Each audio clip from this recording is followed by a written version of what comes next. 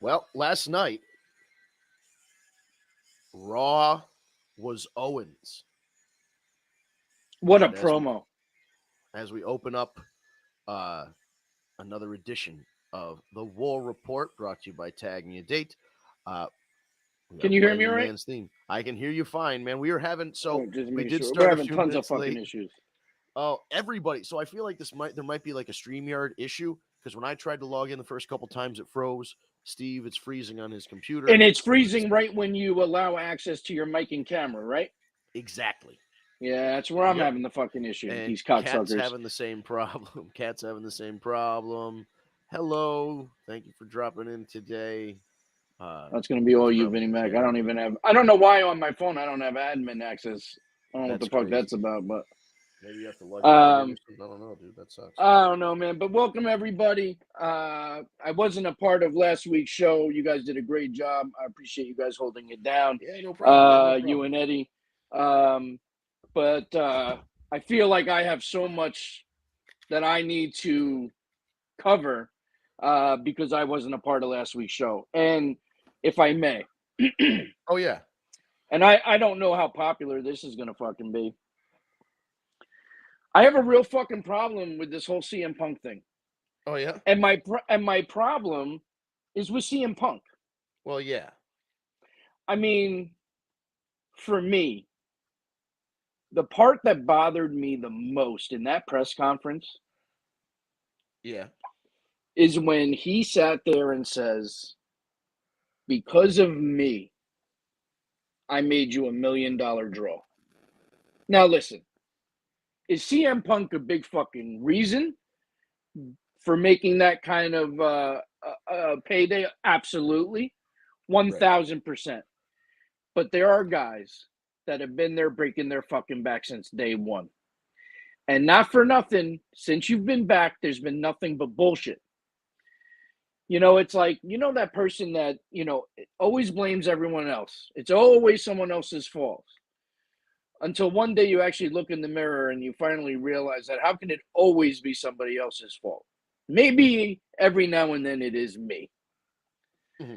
And I'm not saying I'm not a CM Punk fan. I'm a huge fan. I marked the fuck out when he returned after 9 years. I Oh, thought for it was sure. awesome. But his attitude lately is really starting to bother me. Not to mention now you put the belt on him twice and twice he had to drop, not because he's suspended, because he's fucking hurt again.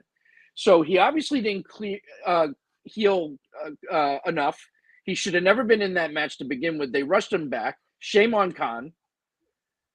Well, What are the your weird thoughts? thing is, yeah, regardless of whether or not he would have had to drop the championship due to the altercation that happened after the show, he had to drop it anyway because he tore his pec. So, yeah, the weird here's the thing. There's a few strange things that have kind of um come out this week. One being that apparently Punk was telling people that the press conference after the paper, he was telling us before the pay per view that the press conference was going to be interesting. So it seems like he had this one in the pocket waiting. Um, could it have also been, the other thing that I'm kind of keeping in the back of my mind is if you tear your pec, you know you tore your pec. And if you know you're going to be out for a while and you're that kind of guy like CM Punk is, you're like, well, you know what? It's Festivus, motherfuckers. Here's my airing of grievances. And I'm out anyway. Like, I'm injured. What are you He going to do? sits there, Vince, he sits there and he talks about how Adam Page went into business for himself. Which he did. I'm not saying he Did didn't, do. but Punk is notorious for that shit. I mean, let's call a spade a spade. True. You know what I mean? Right. So I don't know, man. Like, and again, it sounds like, you know, I'm like seriously shitting on Punk, and I am, but that doesn't change that I am a huge Punk fan. I just think this situation is bullshit. He should be a leader back there, Mm-hmm. and he shouldn't be a cancer. And I feel like he's Oh, I starting to agree. become a cancer, and that's a problem. And now you got guys like the Elite and and Omega who just fucking came back now suspended, Hmm. There's two sides to every story and how that went down, but everything I'm hearing is Punk threw the first punch. So, Yeah. but again, there's a Uh, lot of mixed things. So I don't know. I right, don't but know what to also, believe. you know the guy's already hot after saying what he's saying on the in this press conference. So you and your two buddies, and then you grab the attorney that's like second in command of AEW, uh, Mega Perrick, and you bring her along with you. Like you immediately put this guy on his back foot. Like you're setting the stage for like, okay, we're coming in and we're bringing the company attorney with me. It's like, I honestly at that point, I think you probably shouldn't throw a punch because you know the lawyer's there. Uh, You dude, shouldn't I don't. throw a punch anyway. I mean, let's. No, he shouldn't throw a punch. But here's the, I just I feel like I come from a, and you've been there too. Uh, I'm kind of say used to say how you wrestlers feel, fighting. man. I'm used to wrestlers fighting backstage. This shit happened all the time. If this happened back in like 1997, nobody would bat an eye. Like, you know what I mean? They No, would I have. get it, but well, that's not true. I mean, listen, there how many I mean, it would have times been in the dirt I'm sheets. not saying that Like, there's never going to be conflict. Listen, you're never going to get along with everybody. I mean, that's just, it is what it is. People just don't mesh. It happens, but you learn how to work together and be cohesive and know that in the end of the day, there's only one goal.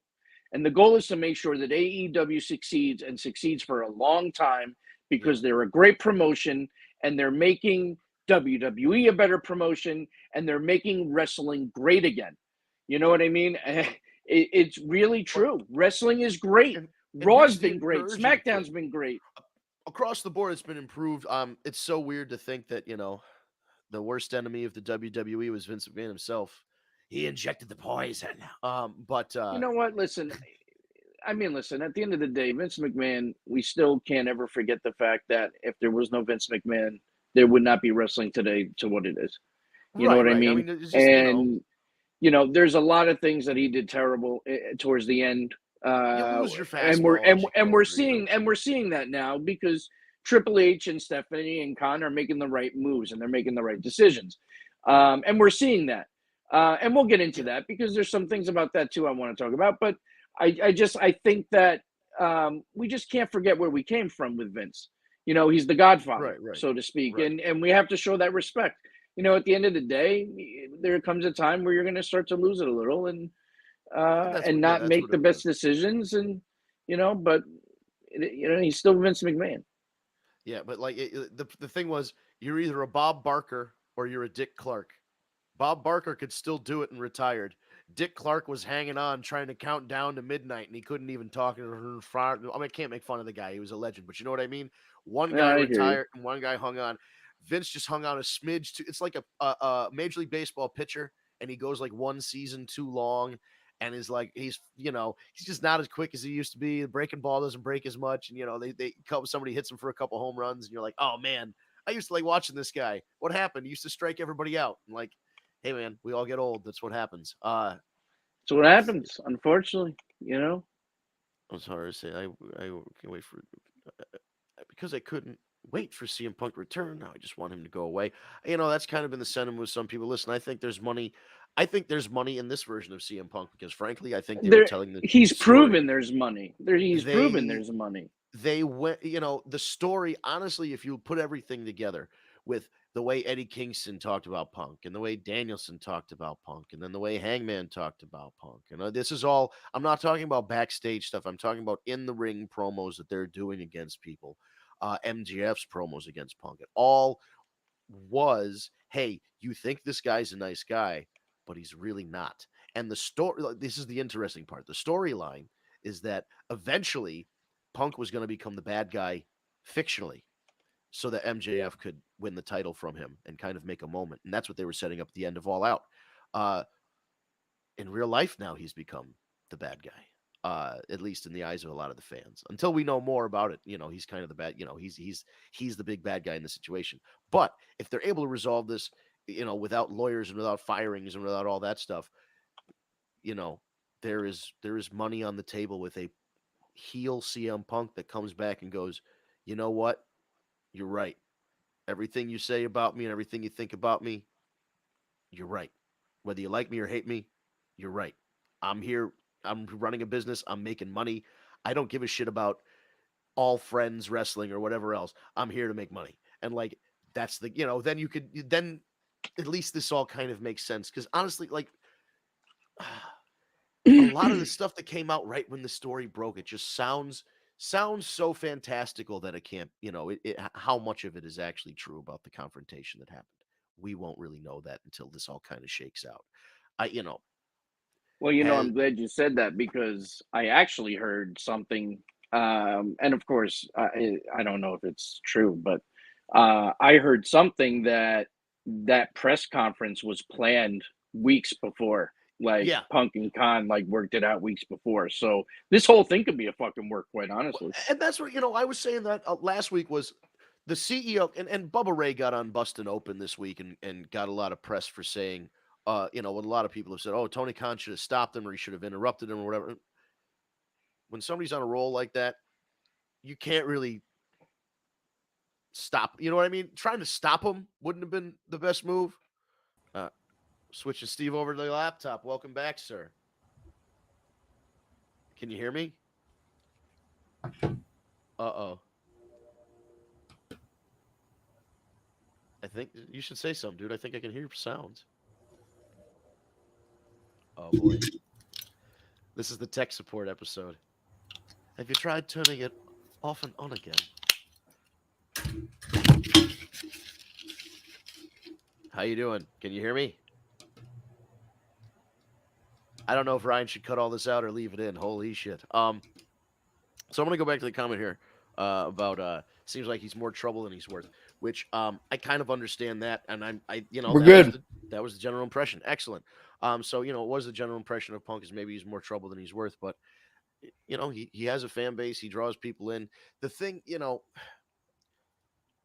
until you get a guy like Darby Allin ready to be that next Jeff Hardy CM Punk guy, you got to go with one of them. They tried to go with Hardy, and he can't do it anymore. And that's kind of what we're seeing now. Like there was an over reliance, and still is, on bringing legends back and bringing older guys back, and that's fine. But we all have an image in our heads of what Shawn Michaels looked like in his prime, and the Hardy Boys, and all these other guys. And when they come back out for one last run, they're limping along like fucking Eeyore, and you're like, what happened? So, the over reliance on legends and then putting them over when they're not in the shape to be put over is kind of it's a double-edged sword because it brings people in, but it also then is like, well, if the match is not good, then if it's a disaster, then we're gonna get a shit on for that too. Right. But here's the thing about Tony Khan sitting there next to him. Here's why I obviously because Punk was telling people the press conference was going to be interesting. I feel like he might have, when we talk about going into business for himself, I feel like this was a thing. Okay, they said, hey guys, Punk's gonna go out there at the press conference and kind of like shoot on everybody, all right? And they're like, okay, yeah, fine. And then he goes out and he's like, Scott Colton is a motherfucker. He has a joint bank account with his mom where he hides money. All this other stuff. They're like, whoa, wait. We thought you were just gonna have fun with this. And he's like, no, listen. And you two should still be in Reseda and all this other shit. I was like, oh man. So I feel like there was a plan here. And the plan slowly spiraled where Punk was like, you know what, you guys want to go into business for yourselves. I'm going to drop a couple go into business for myself. And we literally, I honestly feel this in my bones. Everybody in the situation got worked into a shoot where this started as a story because all of the mile markers are there of the promos that people are telling about Punk. He's actually a snake, this, that, and the other thing, to the point of MJF playing in his promo when he returns. A clip of CM Punk saying the greatest trick the Devil ever pulled was convincing people that he didn't exist. And literally Punk saying that in the Ring of Honor promo. And it's like, we're beating you guys over the head with this is the direction we're heading. Punk is going to, the nice guy veneer is going to crack. We're going to get that heel Punk back. I feel like maybe that press conference was supposed to be it, but then he took it like just an inch too far with everybody. Well, not only that, but now he's out on injury, so it's not like he can be a honest to God.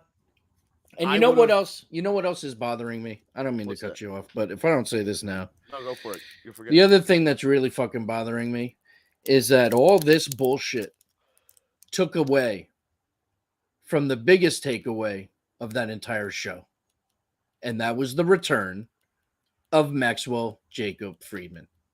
Because everybody was talking about Punk and the Elite and saying nothing about the fact that MJF returned. And that sucks Well, then because maybe that was MJF. huge. That's But karma for MJF walking off right before Wardlow's match, and so the whole thing was about MJF and not about well, Wardlow. And Wardlow won, and nobody talked about him for a fucking month. So all like, right, that's karma for Matt. You know what I mean? How does it that feel, buddy? well, But that's it's fair. not right. But Listen, I'm not saying it's right. I'm not saying it's right. But you know, reflexive well, of what happened a couple months ago, you're like, well, maybe this guy kind of needed to get, he needed a pitch inside. Not what I not a will hit by say pitch, is but a pitch this. inside. What I will say is this. He cut another fucking gem of a promo the Yeah. following week. Dropping Triple H. I want to work for the real true con of the Yeah. business. You know, shit like that. Like, fucking MJF, you forget how great he is. I missed him so much. He started off wearing a Buffalo Yeah, because, jersey. you know, he was and played- pretending to be but face, it was but great. It was it great. was awesome. It was 'Cause awesome. Because you knew. Like, I was waiting for it. It's you're coming. like, just give it time. And that was great. Honestly, I was saying earlier, and I know this is what they're setting up, down the line. Spoiler alert, that big ass poker chip, MJF is gonna be world champion. It's just gonna happen. 100%. Whatever cash in or challenge he has to make with whatever the stipulation is, he's not losing. He's Listen, fucking if winning this that whole segment. deal with him leaving was not shtick and it was like legit, part of the agreement to come back, I'm sure, was that he's getting a title. Oh, for sure. And I think, that should have always been the plan. We talked about it when Punk first came back. We're like, he should win the title and then put over MJF. And to that effect, Well, I know listen, that because like we're gonna have another tournament now. Yeah. I am sure Daniel Bryan's gonna be the. I'm sorry, Brian Danielson's gonna be the winner. Yeah. Because you can't give it back to Ambrose again. Like he can't just be the drop guy, the Right. placeholder. So you're gonna give Danielson a quick, little victory, and then MJF is gonna come in. I would hope in that situation cash in and win that night, because to me, Right. I am really getting tired of seeing the WWE guys right now being and the that's world the story champions. they're Like telling I with want to MJF as see. well. I want to see a born and bred AEW star like a Maxwell to be champion. And that there's opens other it up. belts. Right. And I think honestly they should kind of flip, they should do with the world title. And I know they're trying to elevate people by using the TNT title, and it does a pretty good job. They have had good matches. You have a good legacy with, like, Brody Lee being a good champion, Darby being a good champion, Miro being a good champion. And then it kind of slipped in a little. They had this kind of dual champion, interim champion, vacated championship kind of thing.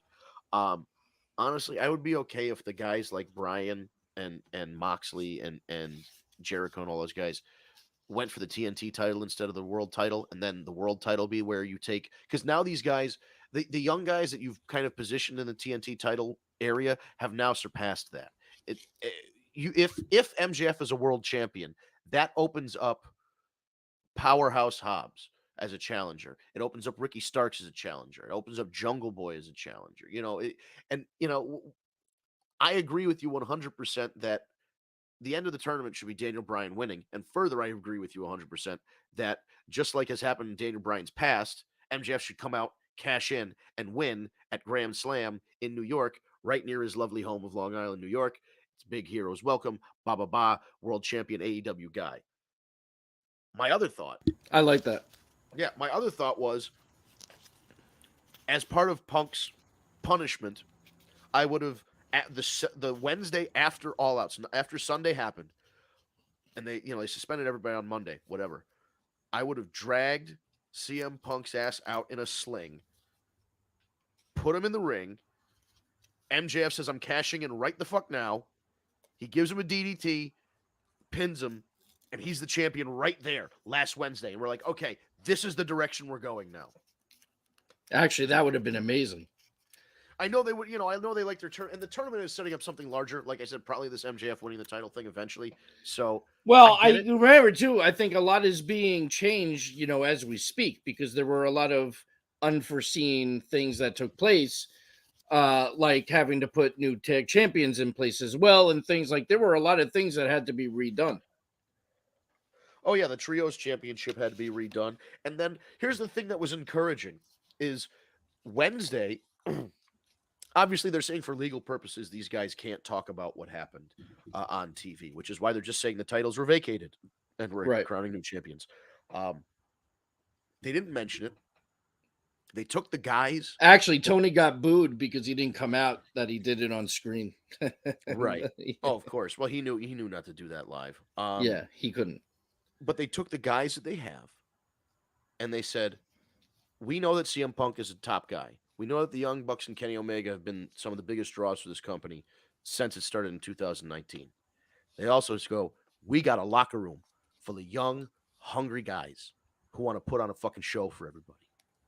And they took those guys and they said, "We're putting our faith in you tonight." And they started off with that trios match, Death Triangle against the Best Friends, which was phenomenal. And then Phenomenal. Death Triangle wins. I wanted Best Friends to. I think everybody really wanted Best Friends. I honestly thought Brett's friends were finally going to take it. I did. Oh yeah, for sure. One of these days they'll get it, but it's just like, come on, man. They could have gotten the tag championships at one point. It's the same thing with Proud and Powerful. And I know I'm okay. I'm okay with the end result though. Oh yeah, for sure. No, I like Death. I loved it. And Pac carrying 2 belts with him. The whole thing's very cool. And then your main event is 2 young guys, and Dave Meltzer confirmed that the last 5 minutes of the program, which was the finale of this match between 2 young, untested, guys in their early 20s to mid 20s, on a national program, like 1.2 over a million people were watching the main event of this. Oh Hell of a wow. wrestling match, pure rules style. The last quarter was low, but the last the intrigue of the finish People of the main tuned event back were, in for the main event, and it was like which is and what you want to see in a booking. and it was great because it was like Wheeler Yuta is fantastic. Daniel Garcia, we know, we know is a good wrestler and all that, but like this was his moment where like he got wrapped out. His entrance music was wrapped by West Side Gun. He had a bunch of Buffalo people in the crowd. It was Buffalo, New York. His friends were there. They did the big hometown thing with the confetti and it was such a big moment. And it wasn't just a big moment and they ended with the confetti. They had Bryan Danielson, Daniel Garcia's admitted favorite pro wrestler, come out and put the belt on him and congratulate him, even though Daniel Garcia beat Yuta, who's in BCC, with Bryan. And then Jericho comes out looking like Will Smith. How come he don't want me, man? He had that look on his face. And there's the intrigue there. So now are we going to have a double switch where Yuta quits the Blackpool Combat Club and goes and be a sports entertainer, and then Garcia leaves the sports entertainers and goes to Blackpool? Like, I don't, we're in I like where this is going because there's a lot of now threads with different. It's not just Daniel Garcia. They're presenting it in a way that there's so many different scenarios. Is you have no idea which way they're going to go, which then creates the element of surprise, which is great for sure. Yeah, it's so I like where that's going, and the Tony Storm also, her win kind of got everything kind of got overshadowed on the paper. Let me ask you something about this whole thing real quick. Yeah. Did Thunder Rosa ask for her release? Is that confirmed? Is that I have not heard that. And I'm friends with her on Facebook too. How's it going, man? What's up, man? Checking in. Thanks for joining us as always. With the MF Doom mask. Very nice. Yeah, I haven't heard about her asking for a release. She did make a long Facebook post within the last week or so. I hope not, because they've treated her, I think, pretty well. I mean, obviously, we don't know what's going on behind the scenes. She got injured, but I mean, they gave her the strap. So there's a couple things. So she did make a post a couple days ago. Maybe like I said, probably within the last week about being, kind of being it being a frustrating time with injuries and all that, and kind of thanking people for sticking with her and for the support and this, that, and the other thing. Kind of in not direct response, but kind of a sideways response to Conan on his Keeping It 100 podcast with him and Disco Inferno, which if I had to listen to Conan and Disco Inferno talk for an hour, I'd fucking kill myself. How do you listen to that podcast? But anyway, I like True Conan. story. I like Disco enough, but like those two accents screaming at each other for an hour sounds like torture. Conan Uh, actually gets quite annoying after a while. To be honest with you. but Conan almost like drops a dime. I'm not really. Oh yeah, you're back on the computer, Steve. I don't have to do this anymore. I Perfect. know. I was just about to do it, but you beat me to the punch. So it's all I good. heard about Rosa leaving when she held it down the window. She did. So here's the thing: Conan goes on his podcast and goes, "Oh, Thunder Rosa, when she announced her injury, said it was a back injury. But when she talked to me, she said it was a leg injury. So I think the injury's fake and there's like a suspension or she wants to quit and she's walking off." And he started like this whole rumor mill all over again about Thunder Rosa, who's already kind of caught some shit about not being able to, not putting on good matches. Now we know it was because of an injury. And then kind of her promos not being where they need to be for somebody who's the world champion of a division. And I understand that, but also like I don't know. She catches a lot of shit that she shouldn't catch. Here's the deal with this Conan situation. And she's a good talent. She is a good talent. So She is a good talent. we have to look at her run retroactively now because the revelation of a spinal injury colors all of those matches where you go, oh, well, that match wasn't so good. Well, she had a fucking slip disc in her back. So, of course, the match wasn't good. So we have to look at it that way. Not saying that that's an excuse for the run or whatever. It wasn't what it should have been. And the fact is the injury was the cause of that, which kind of, she, the frustration I think with AEW is that they wanted her to drop the belt somewhere. And I don't think she wanted to, or don't think they may have thought it wasn't the right time. I would have done it Forbidden Door, have Tony Storm win there, and then it doesn't fucking matter. All out, you could do Storm versus Britt Baker or something. Yeah, and again, Rosa, Rosa and Britt Baker had their best match against each other. That lights out match for sure. Yes, for sure. But Rosa's injury, so specifically the spinal injury, she mentioned in other interviews that I heard from her after she announced the spinal injury was that I guess this makes sense, guys, if you think about it. If you know anything about the human body, spine is kind of central to everything. So she was having leg issues like sciatica and nerve issues and movement issues with the leg that started farther. It didn't sometimes when your leg hurts, it's not just, oh, the pain is here, therefore the injury is here. It's like, no, the pain's there because the injury is farther up the chain in your spinal column. So she was having leg injuries. That just tells me it's a very, very severe spinal injury. Where if you're to the fact if you can't walk properly, like that's a bad injury. So we just we have to take it looking like that. And she caught a lot of shit for it. And I don't want to. I don't like I said, I'm not trying to defend somebody who's indefensible. She's a good wrestler. She caught a bad break, but I just think some people overreact with the way that they critique her stuff. So, and the women's division in AEW in general, but specifically Thunder Rosa catches a lot of shit. Oh yeah, for sure.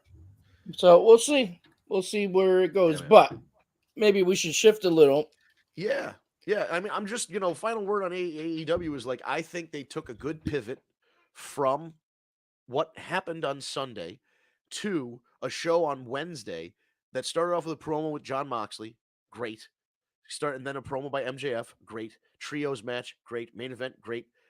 Tony Storm did a good job in her match. There was all kinds of stuff in the middle of the show that was good too. So like, it almost people online, the comments were like, this felt like a season premiere, and it really did. It had that feel of like, okay, we're going in a different direction, and John Moxley's here to tell you why. And he opened the show. He said it very succinctly. The world title should mean everything. If you're a wrestler, it's the top title in the world. You don't just get to call yourself a legend. In order to earn the title of a legend, you have to win a world championship. So he reset the value of the championship in a time where there was a lot of fluctuations. And the whole attitude of the show was a move forward. Jungle Boy Jack is now Jungle Boy Jack Perry. He's evolving. Jungle Boy is evolving. He can talk now. Remember when he couldn't even talk? So like everybody's moving forward. Ricky Starks is moving forward. These guys are all moving. Powerhouse is moving forward. They're all moving forward. And thank God for Mox. Kevin's absolutely right. Thank God for Mox. The guy is the MVP. two guys they couldn't do. And, I know the Elite and Cody and Hangman. All that. Who, by the way, was supposed to be getting a 6-week vacation, Mox was going on vacation, and he canceling his plans and coming back because of everything that went down. So that shows you what kind of employee you're dealing with too. Yeah, no, he's a good guy. And that's the thing. He believes in the wrestling business. He believes in pro wrestling, and some people look at it just like a paycheck, which it is. It's a job like any other, but it's also, when you're getting paid for what is essentially an art form and a sport and all that, you're an athlete, and it's not just a business with numbers and paperwork. This is it's an art that has to continue to thrive. And Moxley knows it doesn't just end with him. When he retires, there's going to be 1,000 other guys trying to be the next Moxley, and Moxley was trying to be the next Stone Cold, and Stone Cold was trying to be the next Hogan, and Hogan was trying to be the next Hackenschmidt or whatever the fuck. You know what I mean? Like, he understands it. He sees the bigger picture, and he's able to put aside all this other stuff. Don't misunderstand what we're saying too. It's not like that there's not wrestlers out there who did treat it solely like a business. Like Kevin Nash, for example, was notorious for Kevin Nash. I'm doing it for money. I don't give a shit about anything else. And he made a lot of money. And that's really what it came down to. Brock Lesnar was that way for a long time also. But I think he's really having a good time this time. So Brock turned it around. Yeah, Brock gets it. Brock didn't get it. Now he gets it. It's really like you got to have fun with it. Now that he's having fun. He just lets his personality. They're letting him be his cowboy self and redneck and, Yeah. But yeah, so Mox is, without Mox and Jericho, I don't know how successful the I would have still watched it, because I like the Elite. I like Kenny Omega, Cody and Hangman and all those guys. But like, it was just with those guys, with big name guys, it kind of helped legitimize the promotion. And Mox is a key reason he like AEW. He's a fighter as well as and that's what I liked about early AEW. And then we kind of got more into the sports entertainment-y stuff, and now we're kind of getting back to the pro wrestling of it all. I watch AEW for pro wrestling.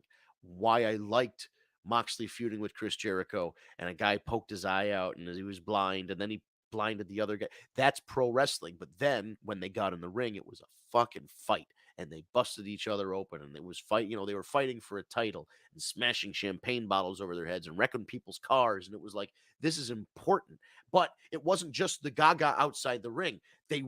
When ever since John Moxley left WWE, he went to Japan for a little while. And then he started doing AEW. He wrestles like it's a fight, and I love that. And Danielson does the same thing. He wrestles, but he doesn't wrestle like it's a street fight.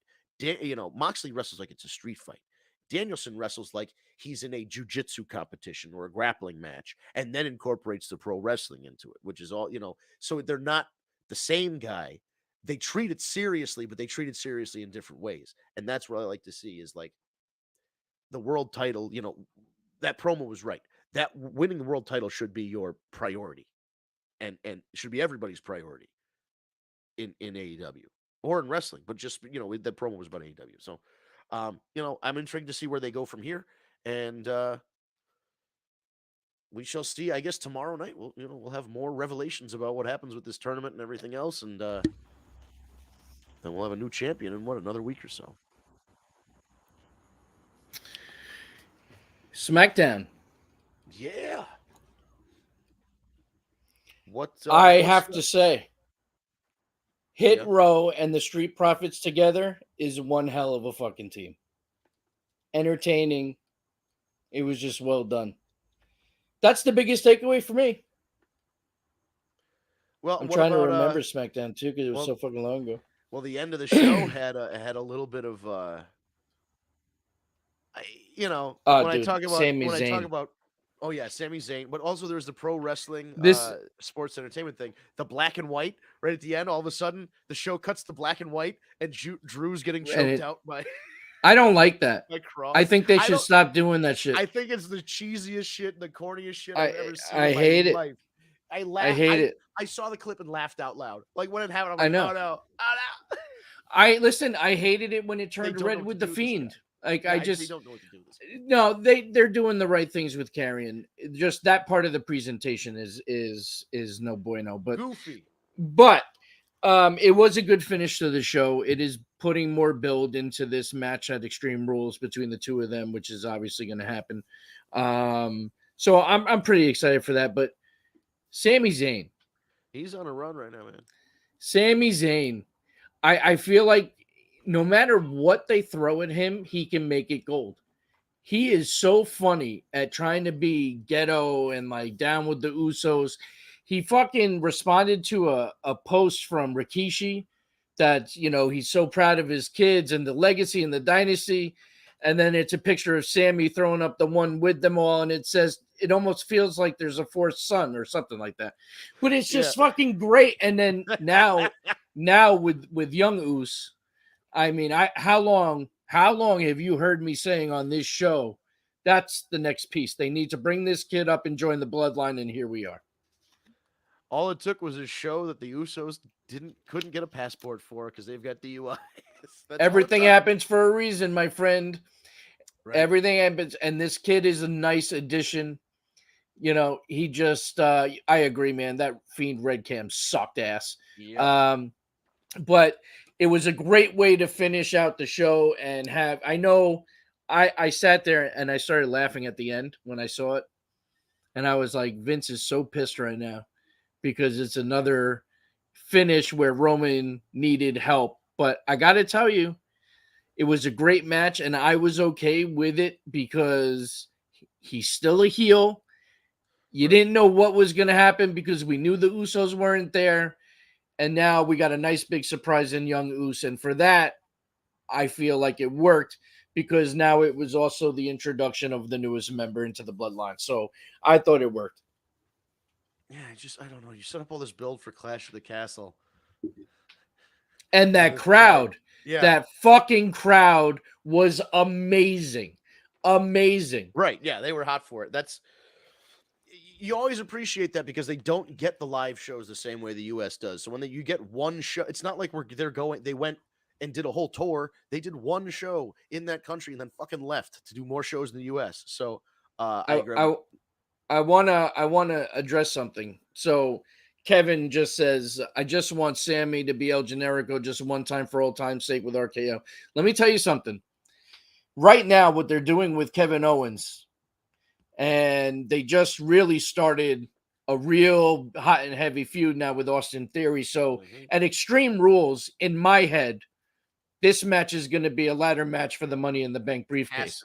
I think they're going to take the Money in the Bank off of Theory and they're going to give it to Owens, which would then now have you waiting to have Kevin Owens cash in on Roman. A, it's believable. And B, now you got Sami Zayn. So there will be some dynamic there. And I think we got a good shot at getting El Generico, Kevin Owens either together or against each other one more time for sure. Yeah. In my head, I always positioned it this way. I like Kevin. He agrees with me. That's awesome. I know, right? You need more people like that on this show. I know. We figured it was you, Tara. I don't know why your name.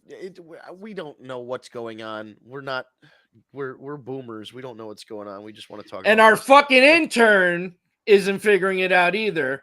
We didn't even have the show up on iTunes this week, and he couldn't figure it out. Oh my! I didn't know about that. I would have cracked the whip, but we may have to go fishing for a new intern. I don't know. There you go. Submit your resumes. I thought in my head, I've always thought the easiest way to get El Generico back is that Sami Zayn loses a loser leaves town match, and then next week comes back as El Generico, and everybody knows it's Sammy. But like, I would love it to be like, Sammy's part of the bloodline for a while, and Sammy goes, "Hey, since I've been such a good member of the bloodline, can I get a world title shot?" And Rowan's like, "No," and he's like, "What if I put my career on the line?" Then he's like, "Yes." And then of course the Usos come out, and the new Solo Sikoa comes out in the match. They beat him down. Roman pins him 1, 2, 3. Sammy loses, comes back next week as the fucking El Generico. And just starts bothering Roman Reigns again. They're like, "I know it's Sami Zayn," and he's like, "Okay," you know what I mean? He does, because El Generico doesn't speak English, so it would just be to see El Generico bother Roman Reigns and then have a match in WWE would be the most surreal thing in my life. That would be amazing. That's a great build, and they won't do it, but that's why No, they they need to wouldn't do hire it, but I us. think it would be And awesome. Ryan, by the way, I know you're listening, so I'm just kidding, man. Yeah, But we wouldn't fire you. We'd just hire a second intern. You know, one that's younger and hotter. female. Yeah, right, there we go. So, but yeah, man. So, I mean, SmackDown. Listen, SmackDown's been a great show. It really has. I don't have much complaint. I will say, I want to jump around because I want to talk about the women because to no fault of Liv, Mhm. the booking for her has just been so fucking bad. And it's just really sad because I feel like they're in a position now where they have to take the title off her and give it to Ronda at Extreme Rules. Hold on, Kevin, that would be dope, Vince. Good twist in the Bloodline story. You, sir, have just used the cheat code. That's You funny. know, it's not my first rodeo, man. Oh, and just briefly, because I did work a show this weekend. Happy 1 year anniversary to 2TW Tough and Talented Wrestling out of Torrington, Connecticut. So, Happy. you know, I'm just happy to be there, and they bring me back 5-6 shows a year, and hey, man, it was a good time. So, but yeah, I was just I figured I'd give them a little shout out in the middle of our chat here. But Sammy, like, yeah, Sammy and Kevin are both on a run, which is amazing to me because they're usually associated together. Sammy and against each other. Yeah, happy ever. It's usually Sammy. You know, there's always an association with, but right now, separate brands. They have these separate stories, but you just have a feeling they're going to come together because Sammy and Kevin never stay apart for like too long. They always have to cross back over. So it's like Romeo and Juliet. They're destined to do this forever. So, how do you get out of this Liv situation? Liv, Other than, I she mean, loses. There's no fucking other way. She right? loses. I mean, there's no way she beats Ronda a third time. No, that would be unless. See, here's the thing. Unless what's her face turns on her. If it's extreme, right? Shayna. What Shayna? If Shayna turns on, thank you. If Shayna turns on Ronda, Yeah. because that's the feud I want to see, to be honest. But Well, you that know, would it's be- like yeah. with Liv, like her challenger should have been Natalia. It should have been Sonya Deville. It should have been Lacey Evans, Dewdrop, Nikki Ash. Any of them Right. would have worked. But you can't put her against people like Baszler and Ronda. It just doesn't No. work. And it's not Liv's fault. But we're at a point now where, we got to get it off her. And unfortunately, this is something I that hope so, Kevin. I hope she's so. not being run. No, they haven't figured this out yet in WWE that charisma and likability are great for a wrestler, but it does not. It can overcome some shortcomings in the ring, but it cannot overcome them all. You know what I mean? Like you could be very, very charismatic, and then not, and people like you. Like there's nothing I could not say I hate Liv Morgan, and I think she's like obviously a very nice person in real life. I think she puts in hard work and has improved in the ring. I think people she gets a leg up, which a lot of people do in life by being good looking. When that's for pro wrestling, that's perfect. You have to have a good, whether good, bad, if you're going to be fat, be really fat. If you're going to be skinny, be really skinny. If you're going to be pretty, be really pretty. If you're ugly, going to be really ugly. You have to stand out in one direction in wrestling. And she is very pretty. And that helps. And then she's likable. She has a good personality, which also helps. But then when you put her in the ring with somebody who is a UFC champion, you go, she just beat her twice. You're like, this is where the whole simulation falls apart. You're like, this is I agree with you 100%. She should have faced different talent leading up to Ronda, but then still not beating Ronda because there is not, in my mind, there is not a world in which she beats her. I agree with Yeah, I don't know, and I feel bad for Liv because it's really I not her do, fault. But you 'cause know what? she's Listen, fine. she gets to be known as a former champion. At the end of the But day, yeah, she was a champion and she's making a name. And listen, that's not to say that she won't win it back eventually, but right. you know, But I like the way you were positioning it because I think you're right. They could have told a story where Shayna turns on Ronda very early in this to set up Liv winning. Maybe helps Liv win. They And then they handed it over on a silver platter when she walked by her on the ramp and Ronda got in right. her face. Like right there, you could have had her snap on her.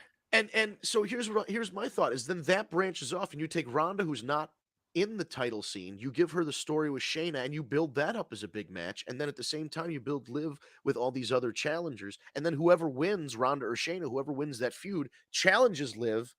By that time, Liv has defended the title 5 or 6 times, and you're all like, okay, she's a legit champion now. And then there's more intrigue to the match. The way they've done it now is you've got fucking nerds like us sitting here on podcasts going, your world champion is going to lose. We're like, we have no faith in the world champion. So what they did, maybe not the best route to take.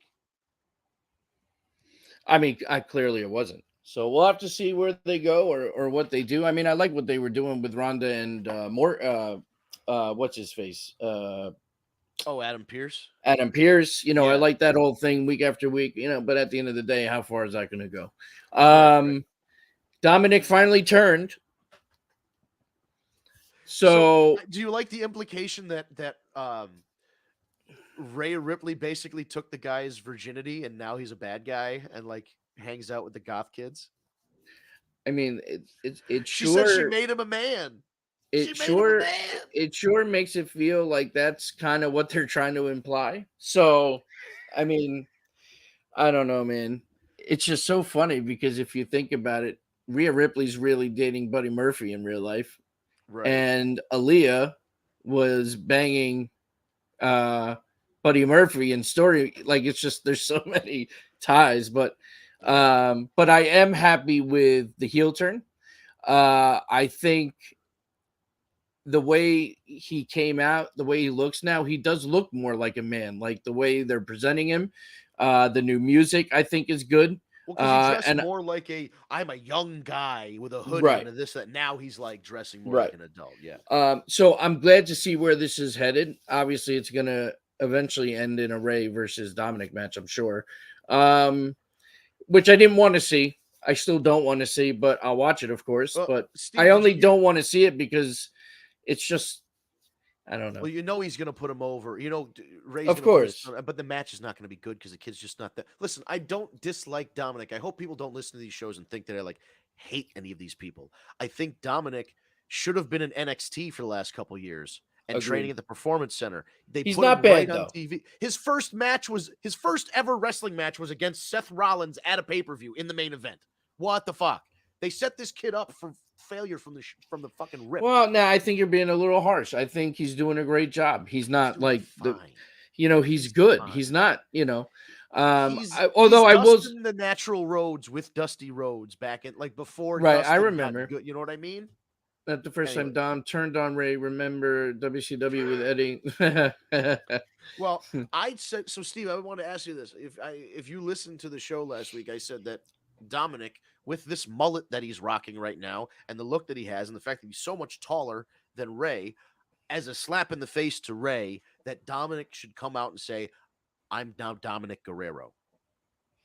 I was thinking not only that, but he should come out wearing an "I'm Poppy," shirt and like kind of take over the Guerrero gimmick and do the mannerisms, come out in the car, like do that kind of shit. Rhea Ripley has to wear the shirt that says "Who's your poppy," and then Dominic wears a shirt that says "She's my poppy." Right.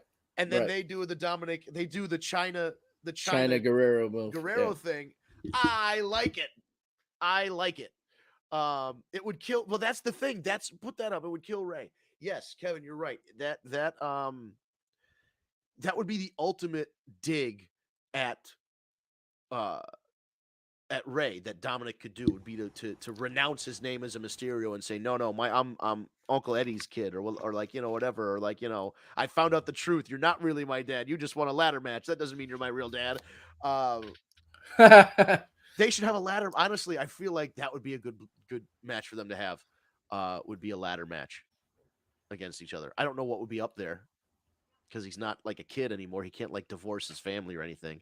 It should be a Mysterio mask, and then whoever wins gets to be the only person named Mysterio in the WWE.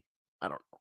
Fucking. In the end, The only thing for me that I think I want to see more than anything, uh, I want to see Dominic eventually end up in a mask.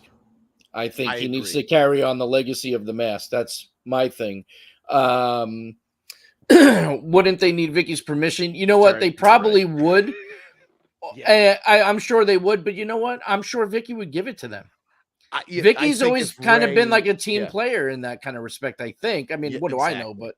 But would it be better at Ray retirement? I mean, Yeah, a ladder and match, those 2 guys going to, father son in a ladder match, and then, imagining that there's a Mysterio mask hanging from the ceiling, and, Ray's beaten down, and Dom climbs the thing and takes the mask off, and he puts it on, and then at the end of the thing, Ray hugs his son, and he takes his mask off, so now Ray doesn't have a mask, but Dominic does, and at the end of the match, you have Ray retired without the.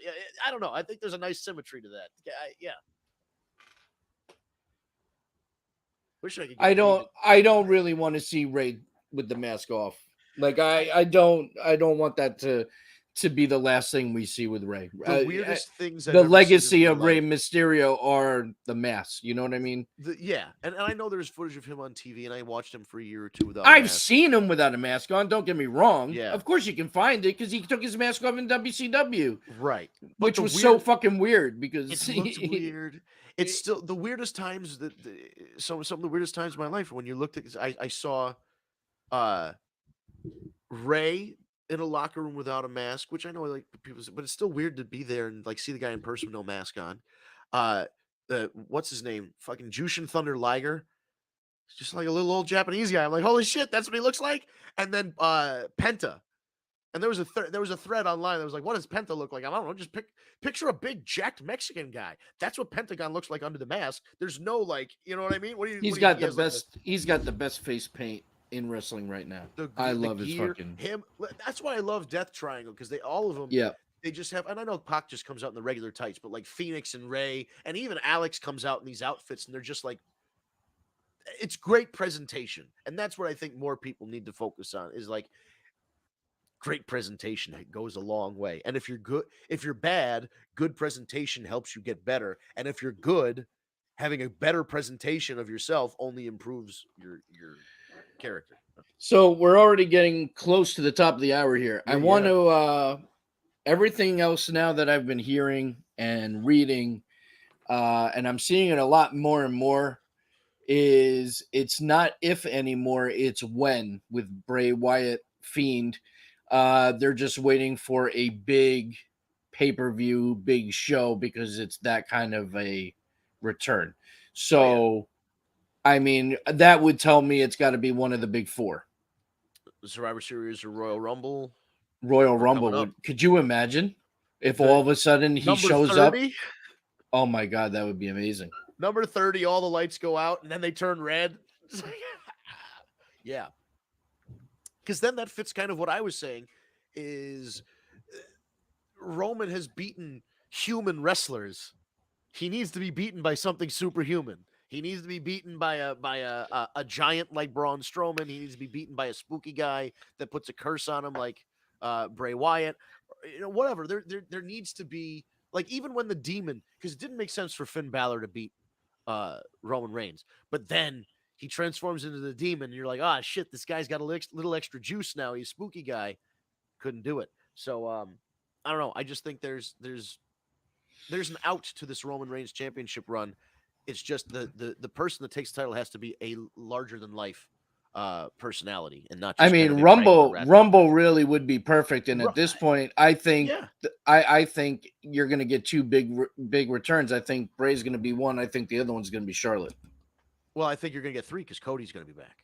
Oh, and Cody. True. But there, people are talking about, oh, well, Cody. See, here's what I don't. There's a lot of scuttlebutt online about, oh, Cody's going to come back and he's going to coming back in the Rumble. He's going to win and then he's going to challenge Roman at WrestleMania. People are already calling that Cody's going to beat Roman Reigns for one of the titles at one point, and I'm just like, Do you know that they've sold over 100,000 tickets between both nights of WrestleMania already, and all of those yeah. people that bought the tickets are automatically thinking this is going to be the return of The Rock. Right. That's the thing. It's If gotta be the if return they felt. don't do The Rock and Roman at Mania this year, people are going to riot.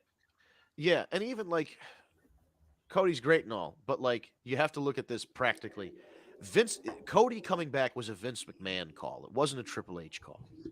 Um, and Yeah, last but I saw, but yeah, Triple H and Cody are on good terms. They didn't have beef. I mean, you they know, Cody Rhodes went out there and smashed a throne and basically did a Triple H impression for like 3 years. So like yeah, I don't but know you how know he's what? gonna. Yeah, but all right, if you're Triple H, look at the WCW war. Like you went to their door with a fucking tank and Yeah, like, I mean, it's right. But what I'm wrestling. saying is, They'll get over would that you shit. right? But what do you think? You don't think that's in the back of his mind where it's like, yeah, Cody could be like Intercontinental Champion, but do you think he's going to be my World Champion after he pulled out that bullshit? I don't know. You know what I mean? I'm not saying it's happening. I'm just saying it's a thought that could be, you know, out there. Uh, I don't know what Triple H and Cody's relationship is. I just thought, there was a little bit of an I wish antagonism on one side. listen, at the end of the day, I hope Cody comes back. I hope he does well. I don't necessarily want him to return and become world champion. No, I don't think that. I I as far as I'm concerned, start with IC. I'm good there. I would love to see him yeah, as that'd be IC fine. champion again or something like that. He could have some. Oh, and listen, we got like 4 minutes left. Sheamus and Gunther Oh yeah, because you weren't here last week. was by far the match of the year. Hands down, even Meltzer gave it 5 stars. Yeah, That match was everything that I thought in my head it would be, and then some. yeah, we were Fucking talking about it. awesome. And the crowd was great too. So I know you guys had covered it. I just want to throw it out there because they're continuing it even further. Uh, they had a 6-man this week. So, but yeah, I just fucking absolutely awesome. So Absolutely. Like that was great. And then, we kind of glossed, we talked about it a little bit, but at the top of the show, we kind of mentioned in the middle, Kevin Owens cut the promo of his life and chopped oh down my god. Austin Theory. And I mean, chopped down. And people are online like, oh, well, they're just going to reset Austin Theory. It's like, yeah, they're resetting him by like, he's going right back to the bottom. You know what I mean? Like, I don't think he's just, that was a verbal, it was an eviscerating. It's something you don't come But back from it's easily. so genuine and heartfelt too. Like talking about being the heart and soul and talking about, just the whole fucking thing worked. Kevin And that Owens has always been great on the mic. He can right. deliver. He has the passion behind it. And then Theory did everything right. Just Yeah. stand there, look pretty, and be that pompous fucking prick. And even at the very end, where he's waiting for a response and he just makes a muscle, kisses his shoulder, and then says, "You'll never be me." And then the fight Yeah. ensues. But well, the bitch slap, and then but oh man, it was so well done. The brawl was great. So it got me excited to see the match, but I definitely think that briefcase is going to be on the line, no doubt about it. Yeah, I think so. And I think that's Kevin, you talk about the way Kevin Owens promo is heartfelt. The reason people like, you look at a Kevin Owens and you're looking at Eddie Kingston and you go, these guys aren't quite in shape. These guys aren't, what your picture perfect wrestler would look like. Why do people like them so much? And it's because they, when they speak, they, it seems heartfelt. Even if maybe it's a wrestling promo, but the things they're saying, they mean them, or at least people feel like they mean them, and it seems genuine, and like they're not like they're reciting a line in a Shakespeare play. It sounds like he's talking to you. Kevin Owens sounds like he's talking to a person. He's not just, let me tell you something, brother. He's like, and Eddie Kingston's the same way. He talks to you like the guy at the fucking gas station would talk to you. Oh, you hear these fucking gas prices? You know what I mean? Like, it's the same thing. They have a very believable, earnest way of talking that's just like, you like them and want to root for them because they're just like a regular guy.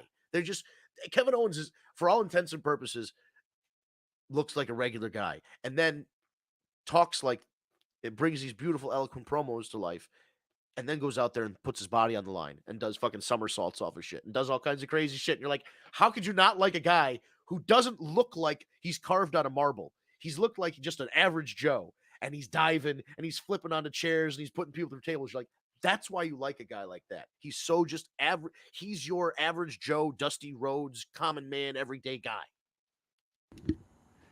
And on that note, it's top of the hour. What's he saying, Robin? All right, guys, thanks for tuning in. uh, Another edition of the War Report here, brought to you by TagMeADate. Please follow us at TagMeADate on social media. That's at TagMeADate, all one word, no spaces. You can find us on Facebook, Instagram, TikTok, Twitter, Periscope, YouTube, all under at TagMeADate. Twitch.tv/War Report. That's all one word, WARREPORT. You can also get an audio version of the podcast. Well, actually, we live stream. First, I'll tell you, we live stream on Facebook, we live stream on YouTube, we live stream on Twitter and Periscope, we live stream on Twitch, and it looks like we got LinkedIn streaming now. So I guess if you're Yeah, I got the LinkedIn page if you're set up. connected So with we got Steve that on going. LinkedIn, you can stream. You can get our podcast on LinkedIn. I wonder if they beep it out or if they just let the curses fly when I swear like that on LinkedIn. I have no fucking idea. Anyway, we are live streaming all over the internet, and we have it's a live video version. Like Kevin and like Tara, you can hop in the comments and ask questions and chime in, and we'll put you up on the screen. We appreciate you guys coming in and chatting with us tonight. If you like what we do, tell your friends. Tell them to check out the audio version or the video version of the podcast. If they want the live stream, they can tune in on Tuesdays at 6 p.m. Eastern time. If they want to watch the archives, you can go to YouTube or Twitch and kind of see the past shows. And if you prefer the audio version, you can go to your favorite podcast app like Stitcher, SoundCloud, Spotify, Apple Podcasts, or Google Play Podcasts. And you look for either the War Report or Tag Me a Date, and the podcast will pop up. You can hit subscribe, and the podcast will get uploaded to your device within about an hour of our show going off the air, as long as Ryan doesn't forget to do it like he did last week. We'll talk about that later right now, right? So when it should be up, again, it's your favorite podcast app. If you're looking for the War Report, there are 2 wrestling podcasts called the War Report. Just make sure when you're clicking it, the graphic and the description will both say "Tag Me a Date." They'll mention Vince or Steve or any of our regular. You know what I mean? You're gonna don't know by the description which one's which. We've also been doing it for like 7 or 8 years. They've only started like during the pandemic, so they haven't been around that long. So stick with the OG War Report right here. And like I said, if you know friends that love wrestling and want a new podcast to listen to, where are you guys? Send them a link, and we'd love to have you as part of the community. So we hope to see you next week, live streaming all over the internet, 6 p.m. on Eastern time on a Tuesday evening for another edition of the War Report. Thanks for tuning in. Enjoy the rest of your week, everybody.